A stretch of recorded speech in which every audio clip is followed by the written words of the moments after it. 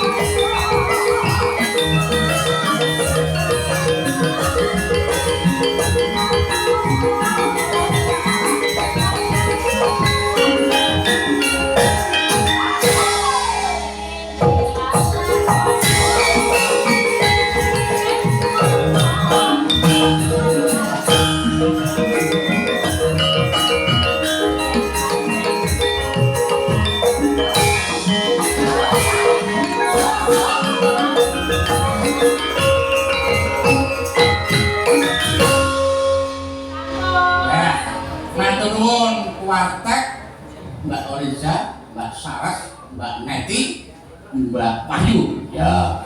Kalau saya tak tukerin nganduk, neng kene yo kabeh ben rata. Sing seneng lakon yo ben ngadake lakon. Sing seneng hiburan lagon yo wis dicamsi. Seneng-seneng kuwi ibarate wong dahar sate. Sate kae sepiring rong piring enak ning genepe 3 piring nganti entek 5 piring engko ndak malah kemakaran lho. Ngandel ora barang ngomongke sate rak tentu piring tenan ora. Oh kacang. Dadi yo ben rata. Lakone yo iso tutuk, hiburane yo ana. Ya. Pisane awak dhewe sak kanca nderek uyung-uyung ing uyuk. Nderek muji, mugi-mugi dilane Pak Haji Muh Danuri tancah pinaringan kabagas parasan lahir batin tancah pinaringan sehat walafiat tutuk ngomong para putra rakyat lan sedaya pakaian dipun parinana lancar satemah gangsal ingkang dados rezekinipun tansah tikel menapa ingkang dados wulu wedhunipun ya kula diadani tas kata iki muga kabeh dadi berkah ya wis ayo tak derek ayo sawetara mbacuke lakon dhisik tan sama pamoring sukma sinukaya winas sepi sinipan telanging kabut pangbukan ing parono taran layak liyeping nyaluyuk Pindo sating Suparno sunu suping raksa jati